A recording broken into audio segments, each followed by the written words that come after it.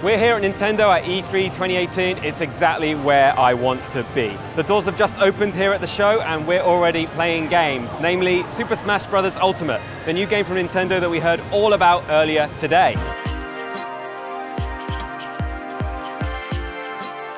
So first up, plenty of matches of Super Smash Bros. Ultimate.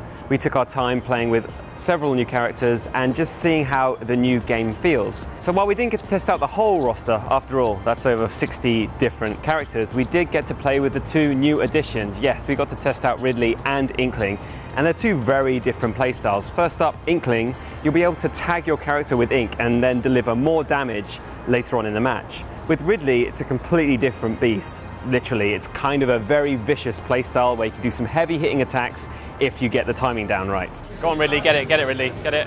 No. With Ultimate, Nintendo has rebalanced a lot of the characters. It's tweaked the gameplay and it feels much faster. And that's apparently one of the aims the team had when they brought this game to the Switch. But despite that speed bump, the characters are more detailed. There's now facial expressions, which is really fun to see in some of your favorite characters from the Nintendo universe. And when it comes to one-on-one battles, your characters do more damage, which makes the games more clinical, more fun, and just kind of more fast-paced. There's now a bigger emphasis on better blocking, better timing, and just countering each other's attacks. Evade and roll around too much and you'll find yourself penalized in the match. Now, some of these changes are going to be a big deal for high-level Smash Bros. Players, but for the rest of us, this game is still a whole amount of fun. And with 66 players, at least last time I counted, there's a lot to try out. And if we weren't playing Smash Bros. Ultimate, we were playing Pokemon Let's Go. Yes, it was here on the Switch to play on the show floor, and it feels like Pokemon Yellow, albeit on the Switch with much better graphics. Now the idea here was to fuse Pokemon Go on mobile with Pokemon Yellow, which first came out on the Game Boy decades ago. So while trainer battles are a lot like the Pokemon series on Nintendo's own consoles,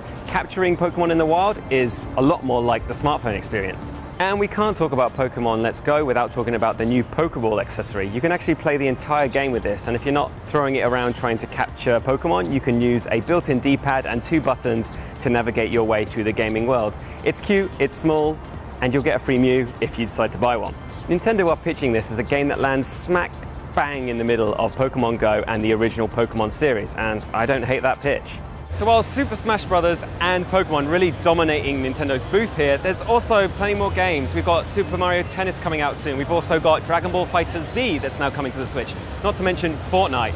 So there's a lot more to play on your Switch, at least compared to E3 last year, and a lot more to look forward to.